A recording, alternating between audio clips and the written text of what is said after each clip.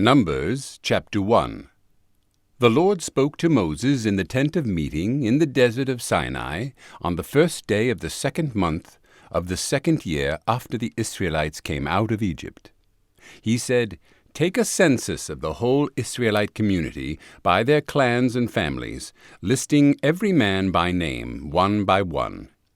You and Aaron are to number by their divisions all the men in Israel 20 years old or more who are able to serve in the army.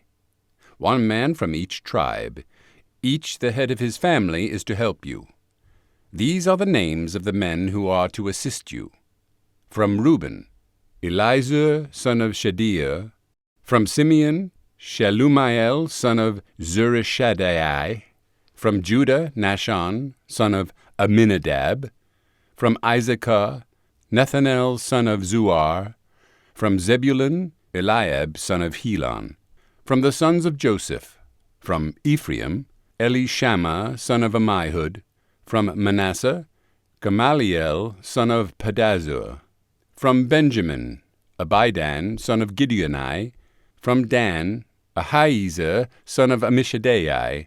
From Asher, Pagiel son of Okran. From Gad, Eliasaph son of Deuel. From Naphtali, Ahira son of Enan. These were the men appointed from the community, the leaders of their ancestral tribes. They were the heads of the clans of Israel. Moses and Aaron took these men whose names had been given, and they called the whole community together on the first day of the 2nd month. The people indicated their ancestry by their clans and families, and the men 20 years old or more were listed by name, one by one, as the Lord commanded Moses. And so he counted them in the desert of Sinai. From the descendants of Reuben, the firstborn son of Israel, all the men 20 years old or more who were able to serve in the army were listed by name, one by one, according to the records of their clans and families. The number from the tribe of Reuben was 46,500. From the descendants of Simeon, all the men 20 years old or more who were able to serve in the army were counted and listed by name, one by one, according to the records of their clans and families. The number from the tribe of Simeon was 59,300. From the descendants of Gad, all the men 20 years old or more who were able to serve in the army were listed by name, according to the records of their clans and families. The number from the tribe of Gad was 45,650. From the descendants of Judah, all the men 20 years old or more who were able to serve in the army were listed by name according to the records of their clans and families. The number from the tribe of Judah was 74,600. From the descendants of Issachar, all the men 20 years old or more who were able to serve in the army were listed by name according to the records of their clans and families. The number from the tribe of Issachar was 54,400. From the descendants of Zebulun, all the men 20 years old or more who were able to serve in the army were listed by name according to the records of their clans and families. The number from the tribe of Zebulun was 57,400. From the sons of Joseph, from the descendants of Ephraim, all the men 20 years old or more who were able to serve in the army were listed by name according to the records of their clans and families. The number from the tribe of Ephraim was 40,500. From the descendants of Manasseh, all the men 20 years old or more who were able to serve in the army were listed by name according to the records of their clans and families. The number from the tribe of Manasseh was 32,200. From the descendants of Benjamin, all the men 20 years old or more who were able to serve in the army were listed by name according to the records of their clans and families. The number from the tribe of Benjamin was 35,400. From the descendants of Dan, all the men 20 years old or more who were able to serve in the army were listed by name according to the records of their clans and families. The number from the tribe of Dan was 62,700. From the descendants of Asher, All the men 20 years old or more who were able to serve in the army were listed by name according to the records of their clans and families. The number from the tribe of Asher was 41,500. From the descendants of Naphtali, all the men 20 years old or more who were able to serve in the army were listed by name according to the records of their clans and families. The number from the tribe of Naphtali was 53,400. These were the men counted by Moses and Aaron and the 12 leaders of Israel, each one representing his family. All the Israelites 20 years old or more who were able to serve in Israel's army were counted according to their families. The total number was 603,550. The families of the tribe of Levi, however, were not counted along with the others. The Lord had said to Moses, "You must not count the tribe of Levi or include them in the census of the other Israelites. Instead, appoint the Levites to be in charge of the tabernacle of the testimony, over all its furnishings and everything belonging to it. They are to carry the tabernacle and all its furnishings. They are to take care of it and encamp around it. Whenever the tabernacle is to move, the Levites are to take it down, and whenever the tabernacle is to be set up, the Levites shall do it. Anyone else who goes near it shall be put to death." The Israelites are to set up their tents by divisions, each man in his own camp under his own standard. The Levites, however, are to set up their tents around the tabernacle of the testimony so that wrath will not fall on the Israelite community. The Levites are to be responsible for the care of the tabernacle of the testimony. Numbers chapter 2. The Lord said to Moses and Aaron, "The Israelites are to camp around the tent of meeting, some distance from it, each man under his standard with the banners of his family. On the east, toward the sunrise, the divisions of the camp of Judah are to encamp under their standard. The leader of the people of Judah is Nahshon, son of Amminadab. His division numbers 74,600. The tribe of Issachar will camp next to them. The leader of the people of Issachar is Nethanel, son of Zuar. His division numbers 54,400. The tribe of Zebulun will be next. The leader of the people of Zebulun is Eliab, son of Helon. His division numbers 57,400. All the men assigned to the camp of Judah according to their divisions number 186,400. They will set out first. On the south will be the divisions of the camp of Reuben under their standard. The leader of the people of Reuben is Elizur, son of Shedeur. His division numbers 46,500. The tribe of Simeon will camp next to them. The leader of the people of Simeon is Shelumiel, son of Zurishaddai. His division numbers 59,300. The tribe of Gad will be next. The leader of the people of Gad is Eliasaph, son of Deuel.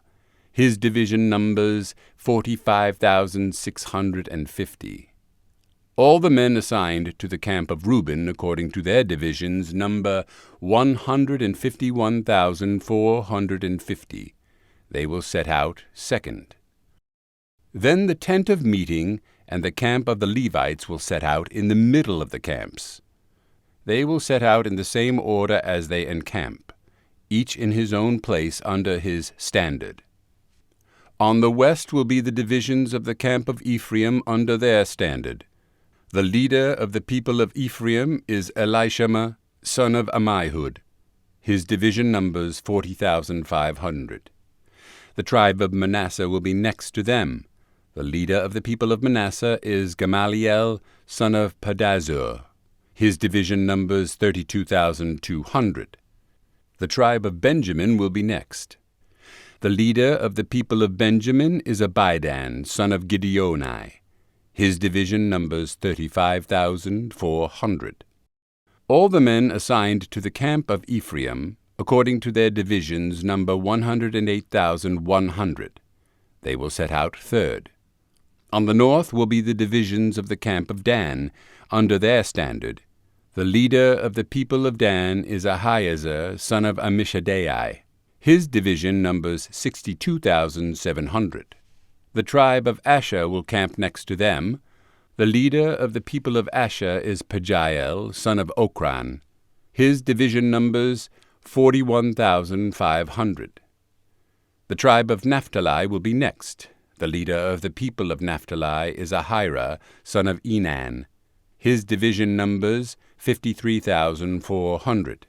All the men assigned to the camp of Dan number 157,600. They will set out last, under their standards. These are the Israelites, counted according to their families. All those in the camps, by their divisions, number 603,550. The Levites, however, were not counted along with the other Israelites, as the Lord commanded Moses. So the Israelites did everything the Lord commanded Moses. That is the way they encamped under their standards, and that is the way they set out, each with his clan and family. Numbers chapter 3. This is the account of the family of Aaron and Moses at the time the Lord talked with Moses on Mount Sinai. The names of the sons of Aaron were Nadab the firstborn, and Abihu, Eleazar, and Ithamar. Those were the names of Aaron's sons, the anointed priests who were ordained to serve as priests. Nadab and Abihu, however, fell dead before the Lord, when they made an offering with unauthorized fire before him in the desert of Sinai. They had no sons, so only Eleazar and Ithamar served as priests during the lifetime of their father Aaron. The Lord said to Moses, "Bring the tribe of Levi and present them to Aaron the priest to assist him. They are to perform duties for him and for the whole community at the tent of meeting by doing the work of the tabernacle.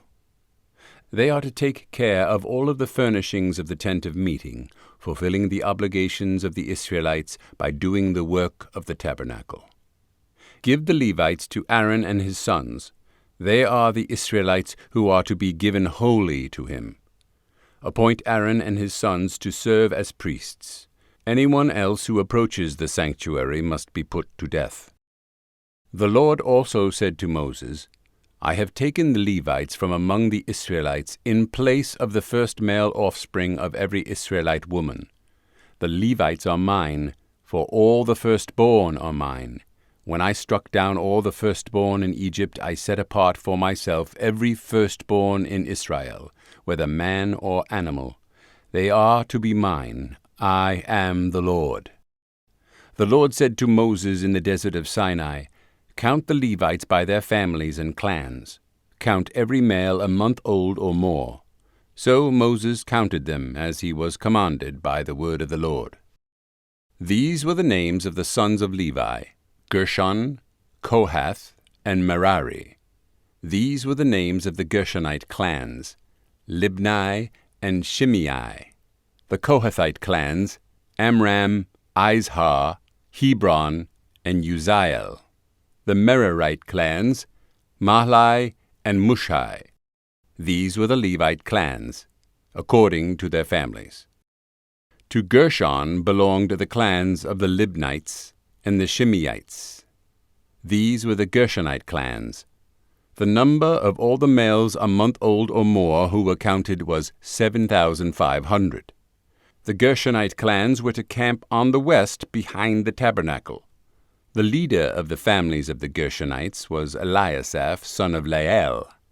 At the tent of meeting, the Gershonites were responsible for the care of the tabernacle and tent, its coverings, the curtain at the entrance to the tent of meeting, the curtains of the courtyard, the curtain at the entrance to the courtyard surrounding the tabernacle and altar, and the ropes, and everything related to their use. To Kohath belonged the clans of the Amramites, Izharites, Hebronites, and Uzzielites. These were the Kohathite clans.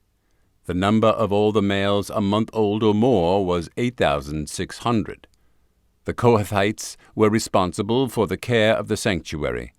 the Kohathite clans were to camp on the south side of the tabernacle. The leader of the families of the Kohathite clans was Elizaphan, son of Uzziel. They were responsible for the care of the ark, the table, the lampstand, the altars, the articles of the sanctuary used in ministering, the curtain, and everything related to their use. The chief leader of the Levites was Eleazar, son of Aaron, the priest. He was appointed over those who were responsible for the care of the sanctuary. To Merari belonged the clans of the Mahlites and the Mushites. These were the Merarite clans. The number of all the males a month old or more who were counted was 6,200. The leader of the families of the Merarite clans was Zeriel, son of Abihail. They were to camp on the north side of the tabernacle. The Merarites were appointed to take care of the frames of the tabernacle, its crossbars, posts, bases, all its equipment, and everything related to their use, as well as the posts of the surrounding courtyard with their bases, tent pegs, and ropes. Moses and Aaron and his sons were to camp to the east of the tabernacle toward the sunrise, in front of the tent of meeting. They were responsible for the care of the sanctuary on behalf of the Israelites. Anyone else who approached the sanctuary was to be put to death. The total number of Levites counted at the Lord's command by Moses and Aaron, according to their clans, including every male a month old or more, was 22,000. The Lord said to Moses, "Count all the firstborn Israelite males who are a month old or more, and make a list of their names. Take the Levites for me in place of all the firstborn of the Israelites, and the livestock of the Levites in place of all the firstborn of the livestock of the Israelites. I am the Lord." So Moses counted all the firstborn of the Israelites, as the Lord commanded him. The total number of firstborn males a month old or more, listed by name, was 22,273. The Lord also said to Moses, "Take the Levites in place of all the firstborn of Israel, and the livestock of the Levites in place of their livestock. The Levites are to be mine. I am the Lord. To redeem the 273 firstborn Israelites who exceed the number of the Levites, collect 5 shekels for each one, according to the sanctuary shekel, which weighs 20 gerahs. Give the money for the redemption of the additional Israelites to Aaron and his sons." So Moses collected the redemption money from those who exceeded the number redeemed by the Levites. From the firstborn of the Israelites he collected silver weighing 1,365 shekels, according to the sanctuary shekel. Moses gave the redemption money to Aaron and his sons, as he was commanded by the word of the Lord. Numbers chapter 4. The Lord said to Moses and Aaron, "Take a census of the Kohathite branch of the Levites by their clans and families. Count all the men from 30 to 50 years of age who come to serve in the work in the tent of meeting. This is the work of the Kohathites in the tent of meeting, the care of the most holy things. When the camp is to move, Aaron and his sons are to go in and take down the shielding curtain and cover the ark of the testimony with it. Then they are to cover this with hides of sea cows, spread a cloth of solid blue over that, and put the poles in place. Over the table of the presence they are to spread a blue cloth and put on it the plates, dishes, and bowls, and the jars for drink offerings. The bread that is continually there is to remain on it. Over these they are to spread a scarlet cloth, cover that with hides of sea cows, and put its poles in place. They are to take a blue cloth and cover the lampstand that is for light, together with its lamps, its wick trimmers and trays, and all its jars for the oil used to supply it. Then they are to wrap it and all its accessories in a covering of hides of sea cows, and put it on a carrying frame. Over the gold altar they are to spread a blue cloth and cover that with hides of sea cows, and put its poles in place. They are to take all the articles used for ministering in the sanctuary, wrap them in a blue cloth, cover that with hides of sea cows, and put them on a carrying frame. They are to remove the ashes from the bronze altar and spread a purple cloth over it. Then they are to place on it all the utensils used for ministering at the altar, including the fire pans, meat forks, shovels, and sprinkling bowls. Over it they are to spread a covering of hides of sea cows and put its poles in place. After Aaron and his sons have finished covering the holy furnishings and all the holy articles, and when the camp is ready to move, the Kohathites are to come to do the carrying. But they must not touch the holy things, or they will die. The Kohathites are to carry those things that are in the tent of meeting. Eleazar, son of Aaron, the priest, is to have charge of the oil for the light, the fragrant incense, the regular grain offering, and the anointing oil.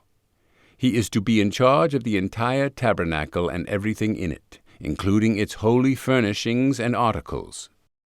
The Lord said to Moses and Aaron, "See that the Kohathites' tribal clans are not cut off from the Levites, so that they may live and not die when they come near the most holy things. Do this for them. Aaron and his sons are to go into the sanctuary and assign to each man his work and what he is to carry. But the Kohathites must not go in to look at the holy things, even for a moment, or they will die." The Lord said to Moses, "Take a census also of the Gershonites, by their families and clans. Count all the men from 30 to 50 years of age who come to serve in the work at the tent of meeting. This is the service of the Gershonite clans, as they work and carry burdens. They are to carry the curtains of the tabernacle, the tent of meeting, its covering, and the outer covering of hides of sea cows, the curtains for the entrance to the tent of meeting, the curtains of the courtyard surrounding the tabernacle and altar, the curtain for the entrance, the ropes, and all the equipment used in its service. The Gershonites are to do all that needs to be done with these things. All their service, whether carrying or doing other work, is to be done under the direction of Aaron and his sons.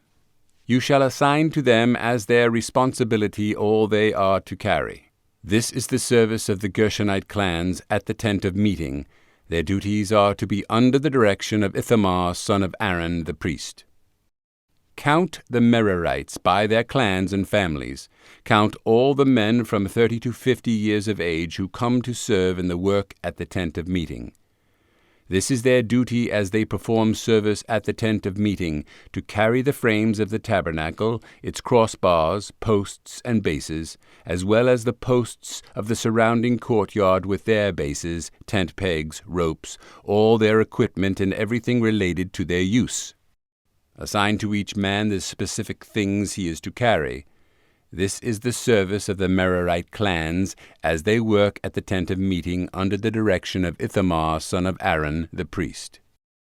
Moses, Aaron, and the leaders of the community counted the Kohathites by their clans and families. All the men from 30 to 50 years of age who came to serve in the work in the tent of meeting, counted by clans, were 2,750. This was the total of all those in the Kohathite clans who served in the tent of meeting. Moses and Aaron counted them according to the Lord's command through Moses. The Gershonites were counted by their clans and families. All the men from 30 to 50 years of age who came to serve in the work at the tent of meeting, counted by their clans and families, were 2,630. This was the total of those in the Gershonite clans who served at the tent of meeting. Moses and Aaron counted them according to the Lord's command. The Merarites were counted by their clans and families. All the men from 30 to 50 years of age who came to serve in the work at the tent of meeting, counted by their clans, were 3,200. This was the total of those in the Merarite clans. Moses and Aaron counted them according to the Lord's command through Moses. So Moses, Aaron, and the leaders of Israel counted all the Levites by their clans and families. All the men from 30 to 50 years of age who came to do the work of serving and carrying the tent of meeting numbered 8,580. At the Lord's command, through Moses, each was assigned his work and told what to carry. Thus they were counted, as the Lord commanded Moses. Numbers chapter 5. The Lord said to Moses, "Command the Israelites to send away from the camp anyone who has an infectious skin disease or a discharge of any kind, or who is ceremonially unclean because of a dead body. Send away male and female alike.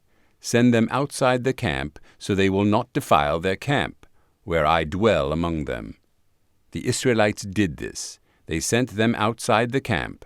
They did just as the Lord had instructed Moses. The Lord said to Moses, "Say to the Israelites, when a man or woman wrongs another in any way, and so is unfaithful to the Lord, that person is guilty and must confess the sin he has committed. He must make full restitution for his wrong, add 1/5 to it, and give it all to the person he has wronged. But if that person has no close relative to whom restitution can be made for the wrong, the restitution belongs to the Lord and must be given to the priest, along with the ram with which atonement is made for him. All the sacred contributions the Israelites bring to a priest will belong to him. Each man's sacred gifts are his own, but what he gives to the priest will belong to the priest." Then the Lord said to Moses, "Speak to the Israelites and say to them, if a man's wife goes astray and is unfaithful to him by sleeping with another man, and this is hidden from her husband, and her impurity is undetected, since there is no witness against her, and she has not been caught in the act, and if feelings of jealousy come over her husband, and he suspects his wife, and she is impure, or if he is jealous and suspects her even though she is not impure, then he is to take his wife to the priest. He must also take an offering of 1/10 of an ephah of barley flour on her behalf. He must not pour oil on it or put incense on it, because it is a grain offering for jealousy, a reminder offering to draw attention to guilt. The priest shall bring her and have her stand before the Lord. Then he shall take some holy water in a clay jar and put some dust from the tabernacle floor into the water. After the priest has had the woman stand before the Lord, he shall loosen her hair and place in her hands the reminder offering, the grain offering for jealousy, while he himself holds the bitter water that brings a curse. Then the priest shall put the woman under oath and say to her, "If no other man has slept with you, and you have not gone astray and become impure while married to your husband, may this bitter water that brings a curse not harm you. But if you have gone astray while married to your husband, and you have defiled yourself by sleeping with a man other than your husband, here the priest is to put the woman under this curse of the oath. May the Lord cause your people to curse and denounce you when he causes your thigh to waste away and your abdomen to swell. May this water that brings a curse enter your body, so that your abdomen swells and your thigh wastes away." Then the woman is to say, "Amen, so be it." The priest is to write these curses on a scroll, and then wash them off into the bitter water. He shall have the woman drink the bitter water that brings a curse, and this water will enter her and cause bitter suffering. The priest is to take from her hands the grain offering for jealousy, wave it before the Lord, and bring it to the altar. The priest is then to take a handful of the grain offering as a memorial offering and burn it on the altar. After that, he is to have the woman drink the water. If she has defiled herself and been unfaithful to her husband, then when she is made to drink the water that brings a curse, it will go into her and cause bitter suffering. Her abdomen will swell and her thigh waste away, and she will become accursed among her people. If, however, the woman has not defiled herself and is free from impurity, she will be cleared of guilt and will be able to have children. This, then, is the law of jealousy when a woman goes astray and defiles herself while married to her husband, or when feelings of jealousy come over a man because he suspects his wife. The priest is to have her stand before the Lord and is to apply this entire law to her. The husband will be innocent of any wrongdoing, but the woman will bear the consequences of her sin. Numbers chapter 6. The Lord said to Moses, "Speak to the Israelites and say to them, if a man or woman wants to make a special vow, a vow of separation to the Lord as a Nazirite, he must abstain from wine and other fermented drink, and must not drink vinegar made from wine or from other fermented drinks. He must not drink grape juice or eat grapes or raisins. As long as he is a Nazirite, he must not eat anything that comes from the grapevine, not even seeds or skins. During the entire period of his vow of separation, no razor may be used on his head. He must be holy until the period of his separation to the Lord is over. He must let the hair of his head grow long.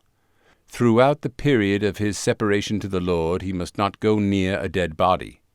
Even if his own father or mother or brother or sister dies, he must not make himself ceremonially unclean on account of them, because the symbol of his separation to God is on his head.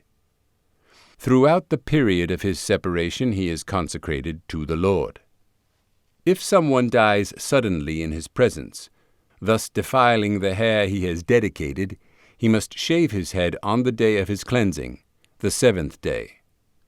Then on the 8th day he must bring 2 doves or 2 young pigeons to the priest at the entrance to the tent of meeting. The priest is to offer one as a sin offering and the other as a burnt offering to make atonement for him, because he sinned by being in the presence of the dead body. That same day he is to consecrate his head. He must dedicate himself to the Lord for the period of his separation, and must bring a year-old male lamb as a guilt offering. The previous days do not count, because he became defiled during his separation. Now this is the law for the Nazirite when the period of his separation is over. He is to be brought to the entrance to the tent of meeting. There he is to present his offerings to the Lord: a year-old male lamb without defect for a burnt offering, a year-old ewe lamb without defect for a sin offering, a ram without defect for a fellowship offering, together with their grain offerings and drink offerings, and a basket of bread made without yeast, cakes made of fine flour mixed with oil, and wafers spread with oil. The priest is to present them before the Lord and make the sin offering and the burnt offering. He is to present the basket of unleavened bread and is to sacrifice the ram as a fellowship offering to the Lord, together with its grain offering and drink offering. Then at the entrance to the tent of meeting, the Nazirite must shave off the hair that he dedicated. He is to take the hair and put it in the fire that is under the sacrifice of the fellowship offering. After the Nazirite has shaved off the hair of his dedication, the priest is to place in his hands a boiled shoulder of the ram, and a cake and a wafer from the basket, both made without yeast. The priest shall then wave them before the Lord as a wave offering. They are holy and belong to the priest, together with the breast that was waved and the thigh that was presented. After that, the Nazirite may drink wine. This is the law of the Nazirite who vows his offering to the Lord in accordance with his separation, in addition to whatever else he can afford. He must fulfill the vow he has made, according to the law of the Nazirite. The Lord said to Moses, "Tell Aaron and his sons, this is how you are to bless the Israelites. Say to them, the Lord bless you and keep you. The Lord make his face shine upon you and be gracious to you. The Lord turn his face toward you and give you peace. So they will put my name on the Israelites, and I will bless them." Numbers chapter 7. When Moses finished setting up the tabernacle, he anointed it and consecrated it and all its furnishings. He also anointed and consecrated the altar and all its utensils. Then the leaders of Israel, the heads of families who were the tribal leaders in charge of those who were counted, made offerings. They brought as their gifts before the Lord 6 covered carts and 12 oxen, an ox from each leader, and a cart from every 2. These they presented before the tabernacle. The Lord said to Moses, "Accept these from them, that they may be used in the work at the tent of meeting. Give them to the Levites as each man's work requires." So Moses took the carts and oxen and gave them to the Levites. He gave 2 carts and 4 oxen to the Gershonites, as their work required, and he gave 4 carts and 8 oxen to the Merarites, as their work required. They were all under the direction of Ithamar, son of Aaron, the priest. But Moses did not give any to the Kohathites, because they were to carry on their shoulders the holy things, for which they were responsible. When the altar was anointed, the leaders brought their offerings for its dedication and presented them before the altar. For the Lord had said to Moses, "Each day 1 leader is to bring his offering for the dedication of the altar." The one who brought his offering on the first day was Nahshon, son of Amminadab, of the tribe of Judah. His offering was 1 silver plate weighing 130 shekels, and 1 silver sprinkling bowl weighing 70 shekels, both according to the sanctuary shekel, each filled with fine flour mixed with oil as a grain offering. 1 gold dish weighing 10 shekels, filled with incense, 1 young bull, 1 ram, and 1 male lamb a year old for a burnt offering, 1 male goat for a sin offering, and 2 oxen, 5 rams, 5 male goats, and 5 male lambs a year old, to be sacrificed as a fellowship offering. This was the offering of Nahshon, son of Amminadab. On the second day, Nethanel, son of Zuar, the leader of Issachar, brought his offering. The offering he brought was 1 silver plate weighing 130 shekels, and 1 silver sprinkling bowl weighing 70 shekels, both according to the sanctuary shekel, each filled with fine flour mixed with oil as a grain offering, 1 gold dish weighing 10 shekels filled with incense, 1 young bull, 1 ram, and 1 male lamb a year old for a burnt offering, 1 male goat for a sin offering, and 2 oxen, 5 rams, 5 male goats, and 5 male lambs a year old, to be sacrificed as a fellowship offering. This was the offering of Nethanel, son of Zuar. On the third day, Eliab, son of Helon, the leader of the people of Zebulun, brought his offering. His offering was 1 silver plate weighing 130 shekels, and 1 silver sprinkling bowl weighing 70 shekels, both according to the sanctuary shekel, each filled with fine flour mixed with oil as a grain offering, 1 gold dish weighing 10 shekels filled with incense, 1 young bull, 1 ram, and 1 male lamb a year old for a burnt offering, 1 male goat for a sin offering, and 2 oxen, 5 rams, 5 male goats, and 5 male lambs a year old, to be sacrificed as a fellowship offering. This was the offering of Eliab, son of Helon. On the fourth day, Elizur, son of Shedeor, the leader of the people of Reuben, brought his offering. His offering was 1 silver plate weighing 130 shekels, and 1 silver sprinkling bowl weighing 70 shekels, both according to the sanctuary shekel, each filled with fine flour mixed with oil as a grain offering, 1 gold dish weighing 10 shekels filled with incense, 1 young bull, 1 ram, and 1 male lamb a year old for a burnt offering, 1 male goat for a sin offering, and 2 oxen, 5 rams, 5 male goats, and 5 male lambs a year old, to be sacrificed as a fellowship offering. This was the offering of Elizur, son of Shedeor. On the 5th day, Shalumiel, son of Zurishaddai, the leader of the people of Simeon, brought his offering.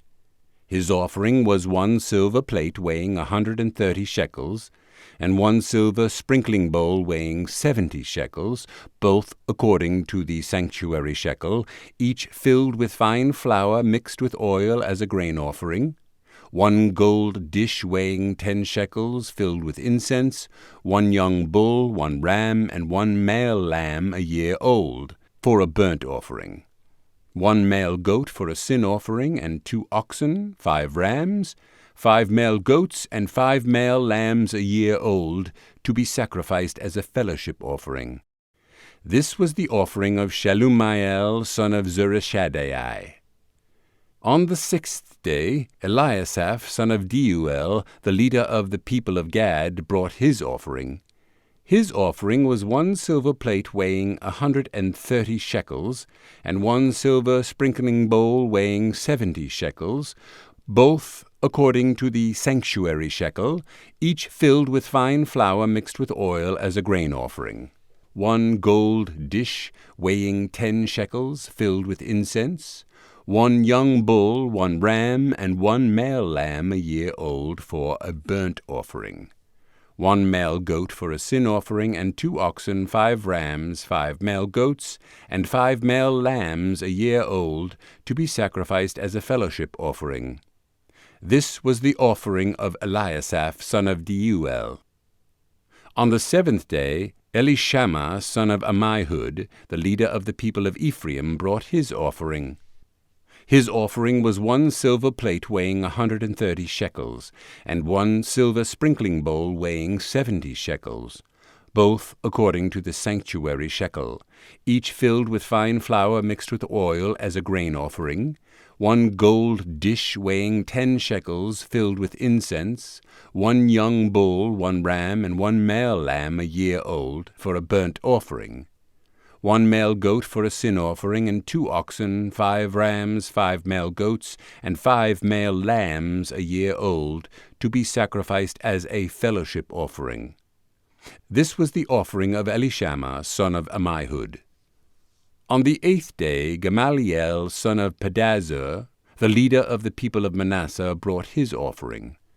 His offering was 1 silver plate weighing 130 shekels, and 1 silver sprinkling bowl weighing 70 shekels, both according to the sanctuary shekel, each filled with fine flour mixed with oil as a grain offering, 1 gold dish weighing 10 shekels, filled with incense, 1 young bull, 1 ram, and 1 male lamb a year old, for a burnt offering, 1 male goat for a sin offering, and 2 oxen, 5 rams, 5 male goats, and 5 male lambs a year old, to be sacrificed as a fellowship offering.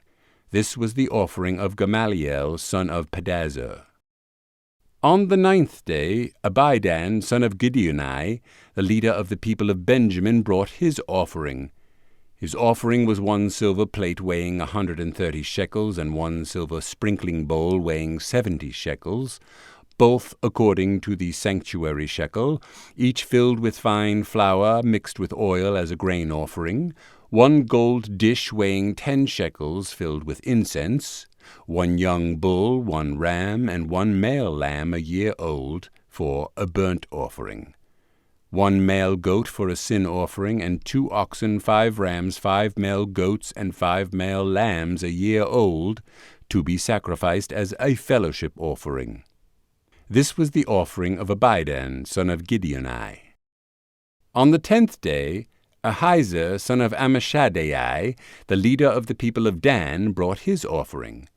His offering was 1 silver plate weighing 130 shekels, and 1 silver sprinkling bowl weighing 70 shekels, both according to the sanctuary shekel, each filled with fine flour mixed with oil as a grain offering, 1 gold dish weighing 10 shekels, filled with incense, 1 young bull, 1 ram, and 1 male lamb a year old, for a burnt offering, 1 male goat for a sin offering, and 2 oxen, 5 rams, 5 male goats, and 5 male lambs a year old, to be sacrificed as a fellowship offering. This was the offering of Ahiezer, son of Ammishaddai. On the 11th day, Pagiel, son of Okran, the leader of the people of Asher, brought his offering. His offering was 1 silver plate weighing 130 shekels, and 1 silver sprinkling bowl weighing 70 shekels, both according to the sanctuary shekel, each filled with fine flour mixed with oil as a grain offering, 1 gold dish weighing 10 shekels filled with incense, 1 young bull, 1 ram, and 1 male lamb a year old for a burnt offering, 1 male goat for a sin offering, and 2 oxen, 5 rams, 5 male goats, and 5 male lambs a year old, to be sacrificed as a fellowship offering. This was the offering of Pagiel, son of Okran. On the 12th day, Ahira, son of Enan, the leader of the people of Naphtali, brought his offering. His offering was 1 silver plate weighing 130 shekels, and 1 silver sprinkling bowl weighing 70 shekels, both according to the sanctuary shekel, each filled with fine flour mixed with oil as a grain offering, 1 gold dish weighing 10 shekels filled with incense, 1 young bull, 1 ram, and 1 male lamb a year old for a burnt offering, 1 male goat for a sin offering, and 2 oxen, 5 rams, 5 male goats, and 5 male lambs a year old, to be sacrificed as a fellowship offering. This was the offering of Ahira, son of Enan. These were the offerings of the Israelite leaders for the dedication of the altar when it was anointed: 12 silver plates, 12 silver sprinkling bowls, and 12 gold dishes. Each silver plate weighed 130 shekels, and each sprinkling bowl 70 shekels. Altogether, the silver dishes weighed 2,400 shekels, according to the sanctuary shekel. The 12 gold dishes filled with incense weighed 10 shekels each, according to the sanctuary shekel. Altogether, the gold dishes weighed 120 shekels. The total number of animals for the burnt offering came to 12 young bulls, 12 rams, and 12 male lambs a year old, together with their grain offering. 12 male goats were used for the sin offering. The total number of animals for the sacrifice of the fellowship offering came to 24 oxen, 60 rams, 60 male goats, and 60 male lambs a year old. These were the offerings for the dedication of the altar after it was anointed. When Moses entered the tent of meeting to speak with the Lord, he heard the voice speaking to him from between the 2 cherubim above the atonement cover on the ark of the testimony, and he spoke with him. Numbers chapter 8. The Lord said to Moses, "Speak to Aaron and say to him, when you set up the 7 lamps, they are to light the area in front of the lampstand." Aaron did so. He set up the lamps so that they faced forward on the lampstand, just as the Lord commanded Moses. This is how the lampstand was made. It was made of hammered gold, from its base to its blossoms. The lampstand was made exactly like the pattern the Lord had shown Moses. The Lord said to Moses, "Take the Levites from among the other Israelites, and make them ceremonially clean. To purify them, do this: sprinkle the water of cleansing on them. Then have them shave their whole bodies, and wash their clothes, and so purify themselves. Have them take a young bull with its grain offering of fine flour mixed with oil. Then you are to take a second young bull for a sin offering. Bring the Levites to the front of the tent of meeting and assemble the whole Israelite community. You are to bring the Levites before the Lord, and the Israelites are to lay their hands on them. Aaron is to present the Levites before the Lord as a wave offering from the Israelites, so that they may be ready to do the work of the Lord. After the Levites lay their hands on the heads of the bulls, use the one for a sin offering to the Lord and the other for a burnt offering, to make atonement for the Levites. Have the Levites stand in front of Aaron and his sons, and then present them as a wave offering to the Lord. In this way you are to set the Levites apart from the other Israelites, and the Levites will be mine. After you have purified the Levites and presented them as a wave offering, they are to come to do their work at the tent of meeting. They are the Israelites, who are to be given wholly to me. I have taken them as my own in place of the firstborn, the first male offspring from every Israelite woman. Every firstborn male in Israel, whether man or animal, is mine.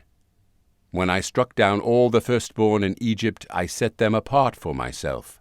And I have taken the Levites in place of all the firstborn sons in Israel. Of all the Israelites, I have given the Levites as gifts to Aaron and his sons to do the work at the tent of meeting on behalf of the Israelites and to make atonement for them so that no plague will strike the Israelites when they go near the sanctuary. Moses, Aaron, and the whole Israelite community did with the Levites just as the Lord commanded Moses. The Levites purified themselves and washed their clothes. Then Aaron presented them as a wave offering before the Lord and made atonement for them to purify them. After that, the Levites came to do their work at the tent of meeting under the supervision of Aaron and his sons. They did with the Levites just as the Lord commanded Moses. The Lord said to Moses, "This applies to the Levites. Men 25 years old or more shall come to take part in the work at the tent of meeting. But at the age of 50 they must retire from their regular service and work no longer. They may assist their brothers in performing their duties at the tent of meeting, but they themselves must not do the work. This, then, is how you are to assign the responsibilities of the Levites." Numbers chapter 9. The Lord spoke to Moses in the desert of Sinai in the first month of the second year after they came out of Egypt. He said, "Have the Israelites celebrate the Passover at the appointed time. Celebrate it at the appointed time, at twilight on the 14th day of this month, in accordance with all its rules and regulations." So Moses told the Israelites to celebrate the Passover, and they did so in the desert of Sinai at twilight on the 14th day of the first month. The Israelites did everything just as the Lord commanded Moses. But some of them could not celebrate the Passover on that day because they were ceremonially unclean on account of a dead body. So they came to Moses and Aaron that same day and said to Moses, "We have become unclean because of a dead body. But why should we be kept from presenting the Lord's offering with the other Israelites at the appointed time?" Moses answered them, "Wait until I find out what the Lord commands concerning you." Then the Lord said to Moses, "Tell the Israelites, when any of you or your descendants are unclean because of a dead body or are away on a journey, they may still celebrate the Lord's Passover. They are to celebrate it on the 14th day of the second month at twilight. They are to eat the lamb, together with unleavened bread and bitter herbs. They must not leave any of it till morning, or break any of its bones. When they celebrate the Passover, they must follow all the regulations. But if a man who is ceremonially clean and not on a journey fails to celebrate the Passover, that person must be cut off from his people because he did not present the Lord's offering at the appointed time. That man will bear the consequences of his sin. An alien living among you who wants to celebrate the Lord's Passover must do so in accordance with its rules and regulations. You must have the same regulations for the alien and the native-born. On the day the tabernacle, the tent of the testimony, was set up, the cloud covered it.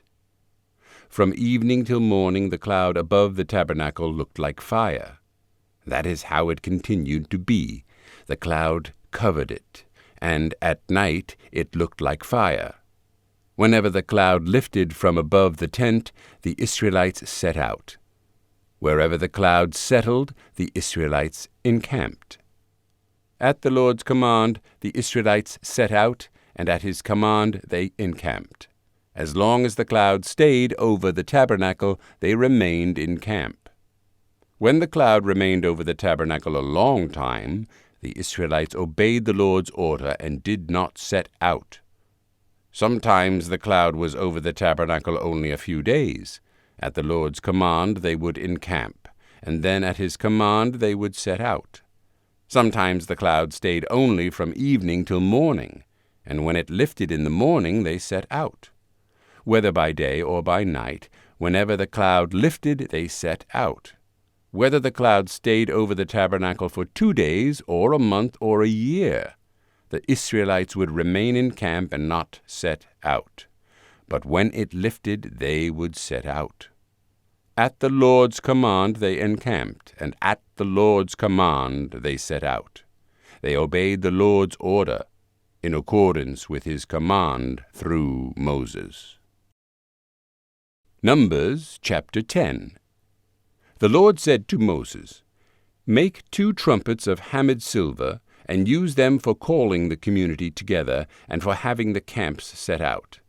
When both are sounded, the whole community is to assemble before you at the entrance to the tent of meeting.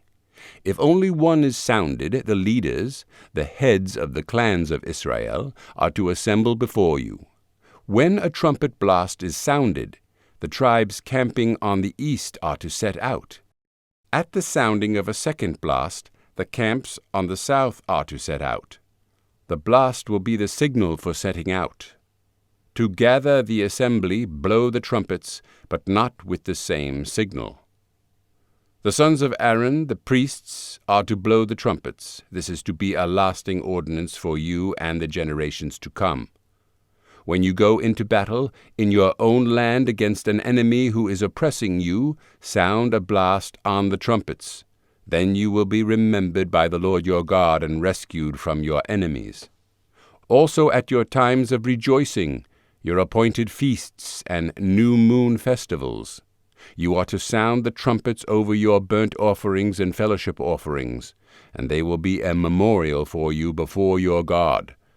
I am the Lord your God. On the 20th day of the 2nd month of the 2nd year, the cloud lifted from above the tabernacle of the testimony. Then the Israelites set out from the desert of Sinai and traveled from place to place until the cloud came to rest in the desert of Paran. They set out, this first time, at the Lord's command through Moses. The divisions of the camp of Judah went first, under their standard.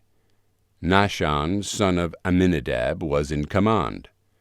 Nethanel, son of Zuar, was over the division of the tribe of Issachar, and Eliab, son of Helon, was over the division of the tribe of Zebulun. Then the tabernacle was taken down, and the Gershonites and Merarites who carried it set out. The divisions of the camp of Reuben went next under their standard. Elizur, son of Shedeur, was in command. Shelumiel, son of Zurishaddai, was over the division of the tribe of Simeon, and Eliasaph, son of Deuel, was over the division of the tribe of Gad. Then the Kohathites set out, carrying the holy things. The tabernacle was to be set up before they arrived. The divisions of the camp of Ephraim went next, under their standard. Elishama, son of Ammihud, was in command. Gamaliel, son of Pedahzur, was over the division of the tribe of Manasseh, and Abidan, son of Gideoni, was over the division of the tribe of Benjamin. Finally, as the rear guard for all the units, the divisions of the camp of Dan set out, under their standard. Ahiezer, son of Ammishaddai, was in command. Pagiel, son of Okran, was over the division of the tribe of Asher, and Ahira, son of Enan, was over the division of the tribe of Naphtali. This was the order of march for the Israelite divisions as they set out. Now Moses said to Hobab, son of Ruel, the Midianite, Moses' father-in-law, "We are setting out for the place about which the Lord said, 'I will give it to you.' Come with us, and we will treat you well, for the Lord has promised good things to Israel." He answered, "No, I will not go. I am going back to my own land and my own people." But Moses said, "Please do not leave us. You know where we should camp in the desert, and you can be our eyes. If you come with us, we will share with you whatever good things the Lord gives us." So they set out from the mountain of the Lord and traveled for 3 days. The ark of the covenant of the Lord went before them during those 3 days to find them a place to rest.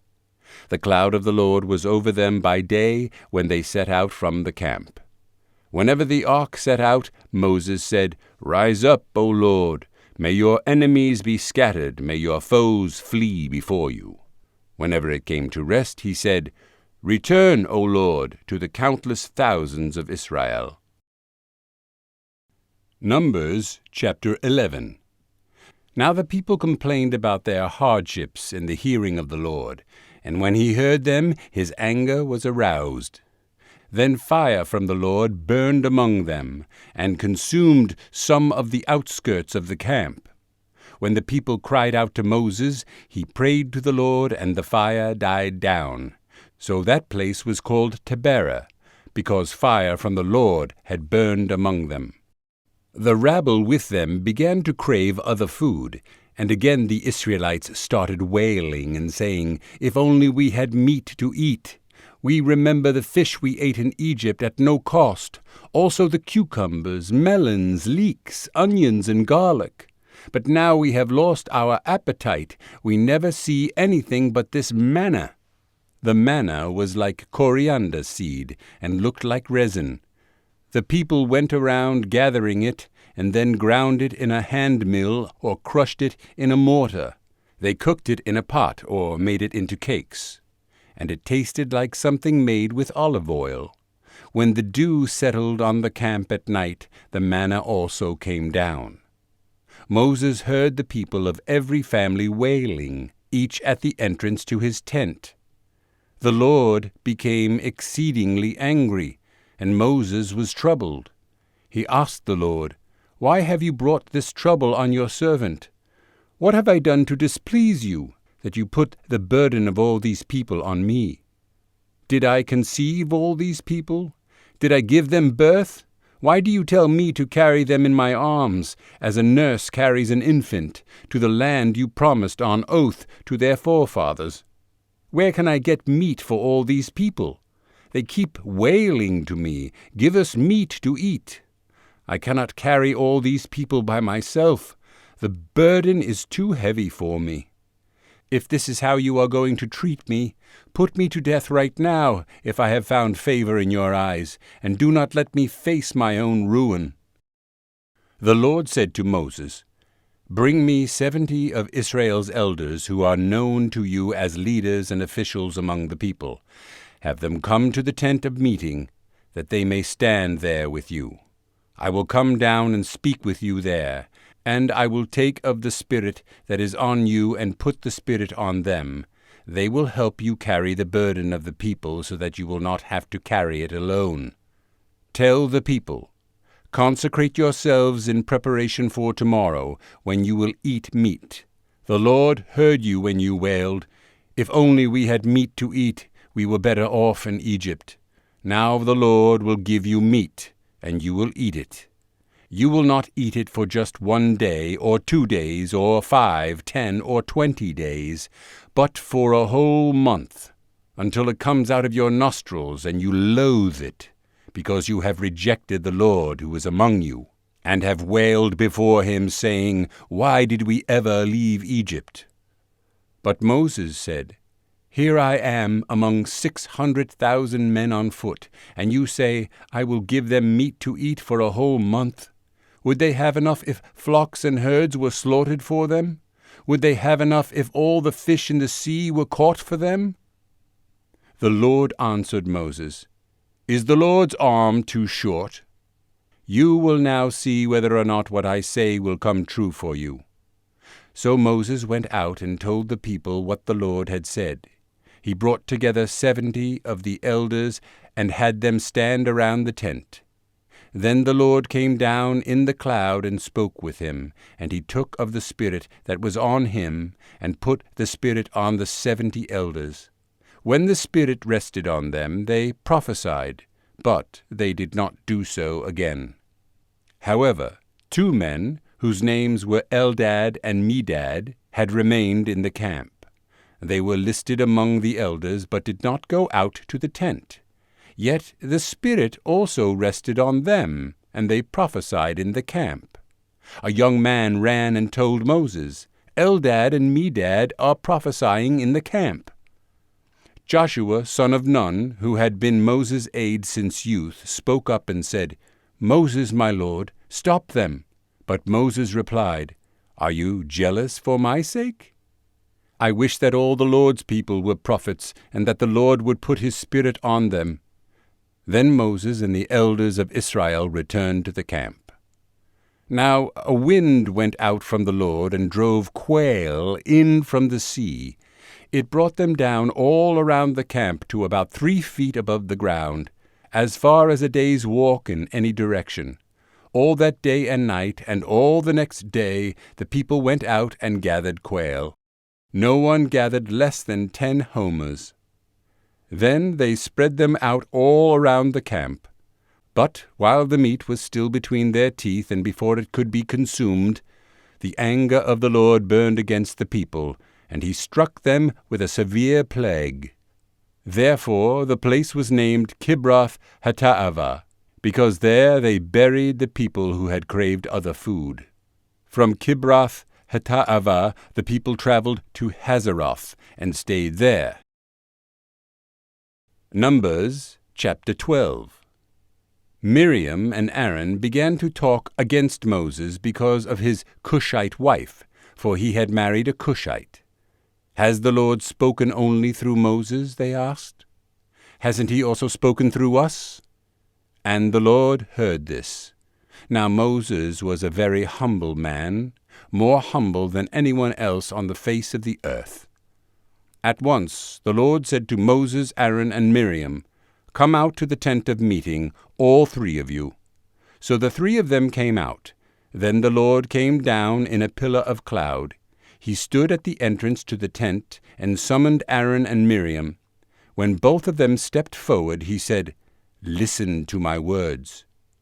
When a prophet of the Lord is among you, I reveal myself to him in visions.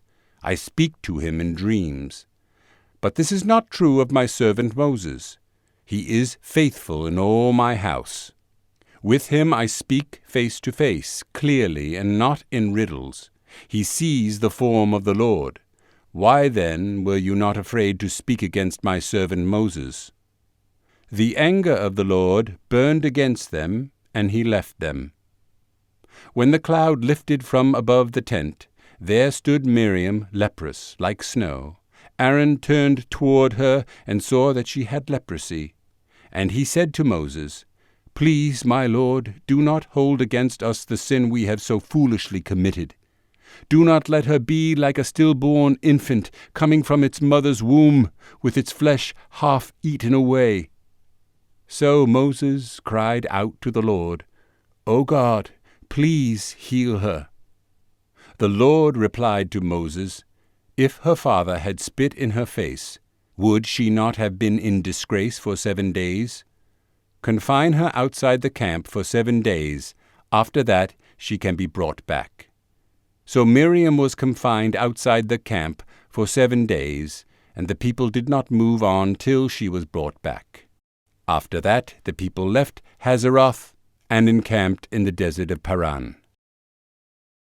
Numbers chapter 13. The Lord said to Moses, "Send some men to explore the land of Canaan, which I am giving to the Israelites. From each ancestral tribe send one of its leaders."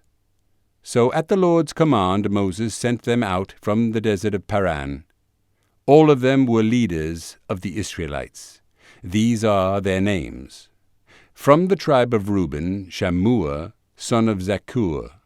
From the tribe of Simeon, Shaphat, son of Hori. From the tribe of Judah, Caleb, son of Jephunneh. From the tribe of Issachar, Igal, son of Joseph. From the tribe of Ephraim, Hoshea, son of Nun. From the tribe of Benjamin, Paltai, son of Raphu. From the tribe of Zebulun, Gadiel, son of Sodai. From the tribe of Manasseh, a tribe of Joseph, Gadai, son of Susai. From the tribe of Dan, Amiel, son of Gemalli. From the tribe of Asher, Sether, son of Michael. From the tribe of Naphtali, Nabai, son of Vapsai. From the tribe of Gad, Geuel, son of Machi. These are the names of the men Moses sent to explore the land. Moses gave Hoshea son of Nun the name Joshua. When Moses sent them to explore Canaan, he said, "Go up through the Negev and on into the hill country. See what the land is like and whether the people who live there are strong or weak, few or many.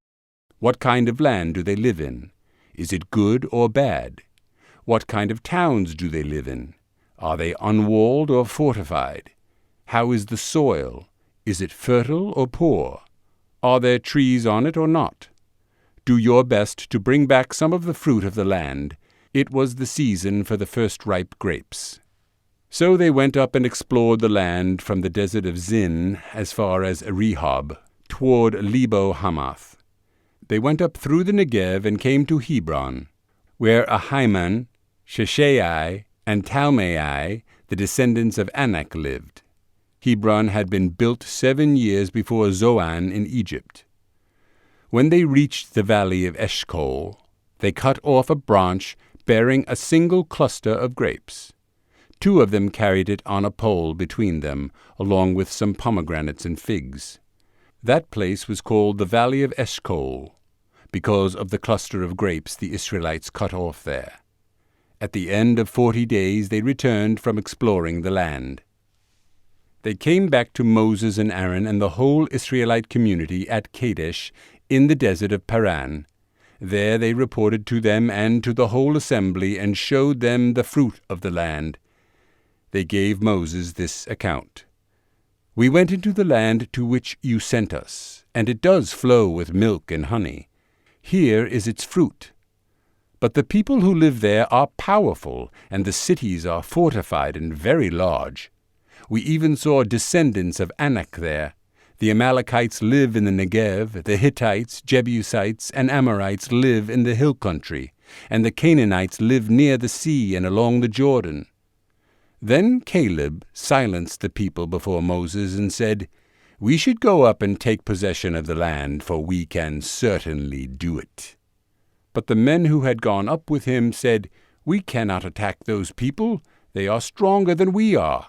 And they spread among the Israelites a bad report about the land they had explored. They said, "The land we explored devours those living in it. All the people we saw there are of great size. We saw the Nephilim there. The descendants of Anak come from the Nephilim. We seemed like grasshoppers in our own eyes, and we looked the same to them." Numbers chapter 14. That night all the people of the community raised their voices and wept aloud. All the Israelites grumbled against Moses and Aaron, and the whole assembly said to them, "If only we had died in Egypt or in this desert! Why is the Lord bringing us to this land only to let us fall by the sword? Our wives and children will be taken as plunder. Wouldn't it be better for us to go back to Egypt?" And they said to each other, "We should choose a leader and go back to Egypt." Then Moses and Aaron fell face down in front of the whole Israelite assembly gathered there. Joshua son of Nun and Caleb son of Jephunneh, who were among those who had explored the land, tore their clothes and said to the entire Israelite assembly, "The land we passed through and explored is exceedingly good. If the Lord is pleased with us, he will lead us into that land, a land flowing with milk and honey, and will give it to us. Only do not rebel against the Lord, and do not be afraid of the people of the land, because we will swallow them up. Their protection is gone, but the Lord is with us. Do not be afraid of them." But the whole assembly talked about stoning them. Then the glory of the Lord appeared at the tent of meeting to all the Israelites. The Lord said to Moses, "How long will these people treat me with contempt? How long will they refuse to believe in me in spite of all the miraculous signs I have performed among them? I will strike them down with a plague and destroy them, but I will make you into a nation greater and stronger than they." Moses said to the Lord, Then the Egyptians will hear about it. By your power you brought these people up from among them, and they will tell the inhabitants of this land about it. They have already heard that you, O Lord, are with these people, and that you, O Lord, have been seen face to face, that your cloud stays over them, and that you go before them in a pillar of cloud by day and a pillar of fire by night. If you put these people to death all at one time, the nations who have heard this report about you will say, "The Lord was not able to bring these people into the land he promised them on oath, so he slaughtered them in the desert." Now may the Lord's strength be displayed just as you have declared. The Lord is slow to anger, abounding in love, and forgiving sin and rebellion. Yet he does not leave the guilty unpunished. He punishes the children for the sin of the fathers to the third and fourth generation.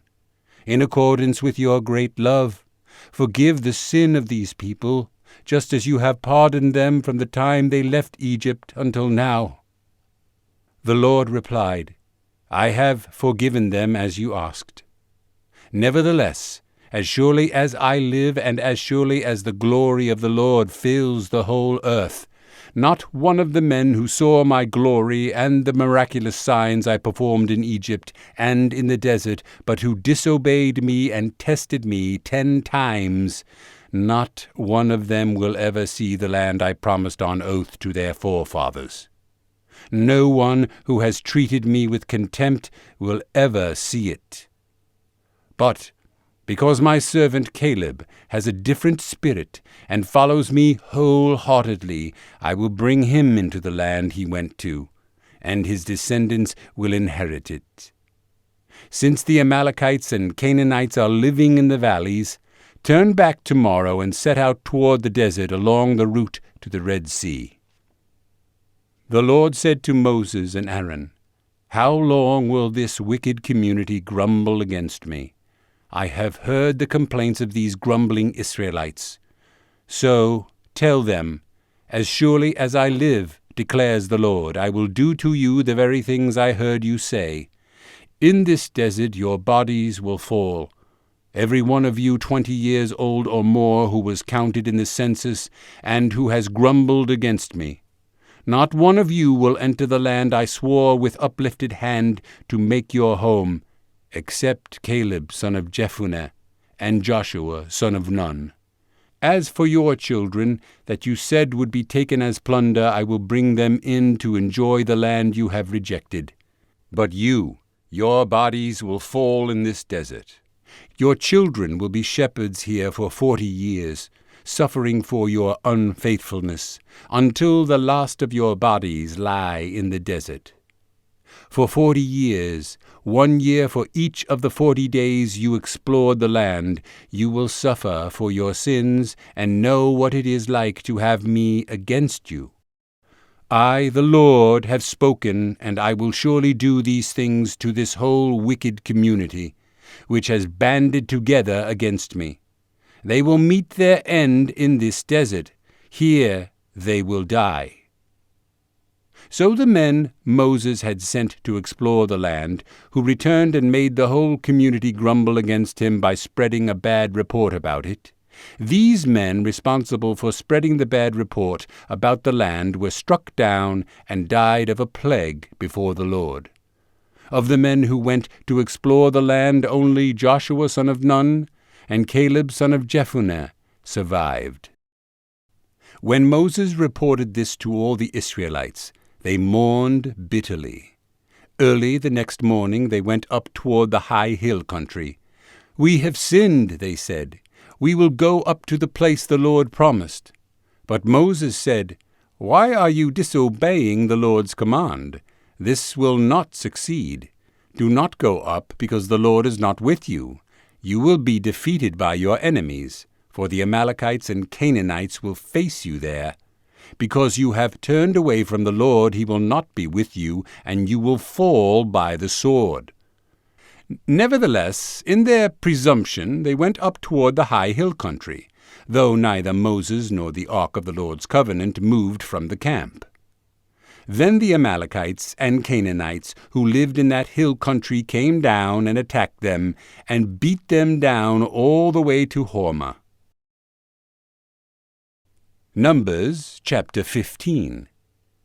The Lord said to Moses, "Speak to the Israelites and say to them, After you enter the land I am giving you as a home, and you present to the Lord offerings made by fire from the herd or the flock, as an aroma pleasing to the Lord, whether burnt offerings or sacrifices, for special vows or free will offerings or festival offerings, then the one who brings his offering shall present to the Lord a grain offering of 1/10 of an ephah of fine flour mixed with 1/4 of a hin of oil. With each lamb for the burnt offering or the sacrifice, prepare 1/4 of a hin of wine as a drink offering. With a ram, prepare a grain offering of 2/10 of an ephah of fine flour mixed with 1/3 of a hin of oil, and 1/3 of a hin of wine as a drink offering. Offer it as an aroma pleasing to the Lord. When you prepare a young bull as a burnt offering or sacrifice, for a special vow or a fellowship offering to the Lord, bring with the bull a grain offering of 3/10 of an ephah of fine flour mixed with 1/2 a hin of oil.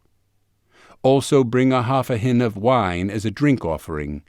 It will be an offering made by fire, an aroma pleasing to the Lord. Each bull or ram, each lamb or young goat is to be prepared in this manner. Do this for each one, for as many as you prepare. Everyone who is native-born must do these things in this way when he brings an offering made by fire as an aroma pleasing to the Lord.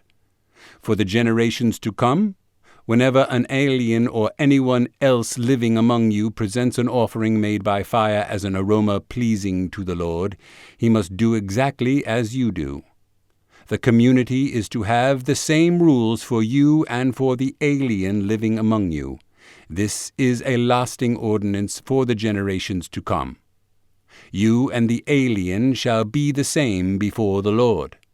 The same laws and regulations will apply both to you and to the alien living among you. The Lord said to Moses, "Speak to the Israelites and say to them, When you enter the land to which I am taking you, and you eat the food of the land, present a portion as an offering to the Lord. Present a cake from the first of your ground meal, and present it as an offering from the threshing floor. Throughout the generations to come, you are to give this offering to the Lord from the first of your ground meal. Now, if you unintentionally fail to keep any of these commands the Lord gave Moses, any of the Lord's commands to you through him from the day the Lord gave them and continuing through the generations to come, and if this is done unintentionally, without the community being aware of it, then the whole community is to offer a young bull for a burnt offering as an aroma pleasing to the Lord, along with its prescribed grain offering and drink offering, and a male goat for a sin offering. The priest is to make atonement for the whole Israelite community, and they will be forgiven. For it was not intentional, and they have brought to the Lord for their wrong an offering made by fire and a sin offering. The whole Israelite community and the aliens living among them will be forgiven, because all the people were involved in the unintentional wrong. But if just one person sins unintentionally, he must bring a year-old female goat for a sin offering. The priest is to make atonement before the Lord for the one who erred by sinning unintentionally, and when atonement has been made for him, he will be forgiven. One and the same law applies to everyone who sins unintentionally, whether he is a native-born Israelite or an alien. But anyone who sins defiantly, whether native-born or alien, blasphemes the Lord, and that person must be cut off from his people, because he has despised the Lord's word and broken his commands. That person must surely be cut off. His guilt remains on him. While the Israelites were in the desert, a man was found gathering wood on the Sabbath day.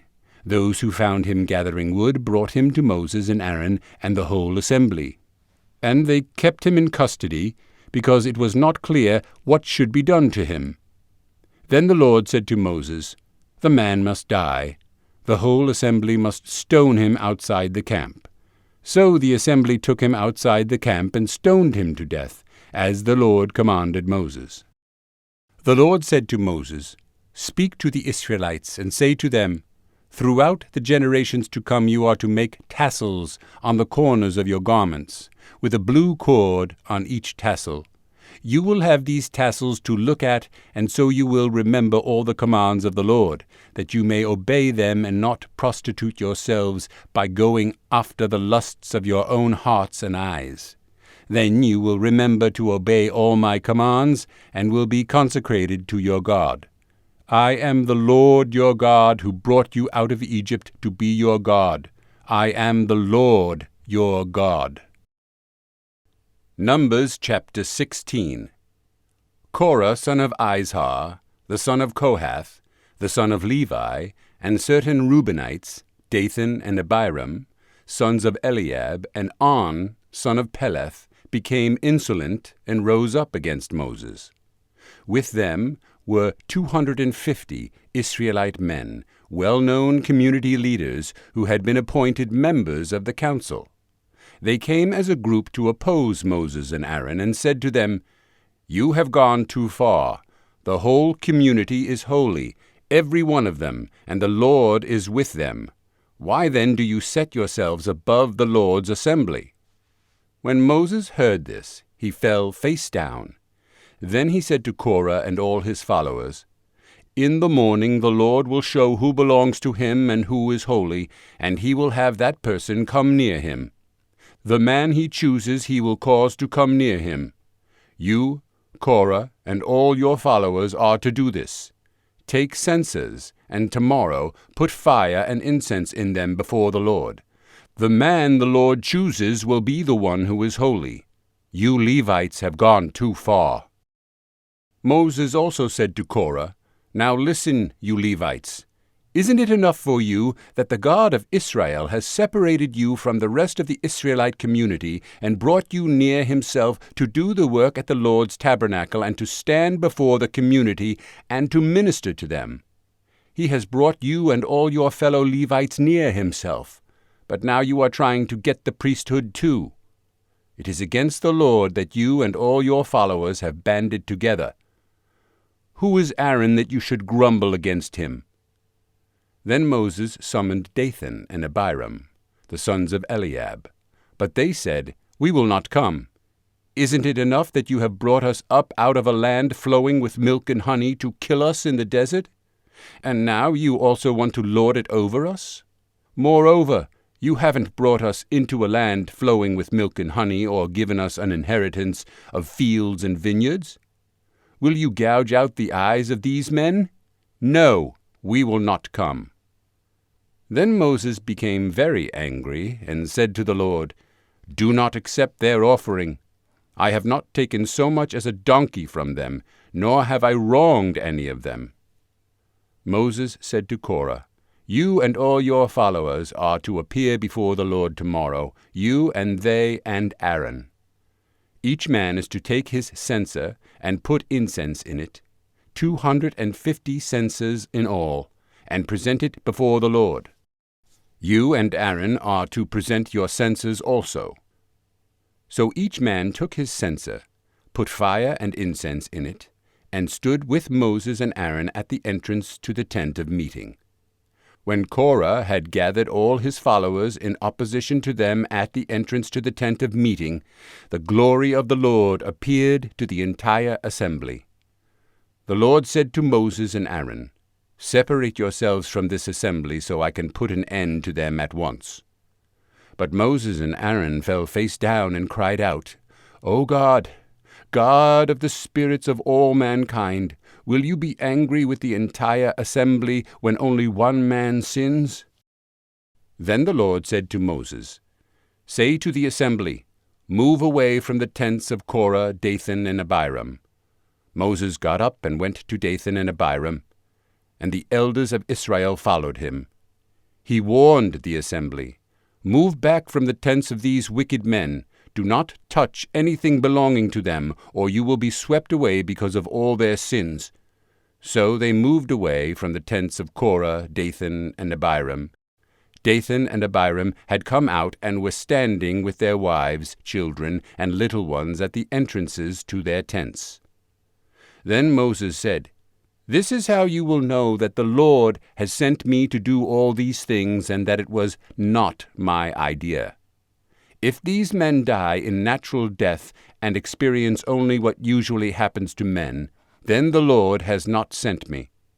But if the Lord brings about something totally new, and the earth opens its mouth and swallows them, with everything that belongs to them, and they go down alive into the grave, then you will know that these men have treated the Lord with contempt."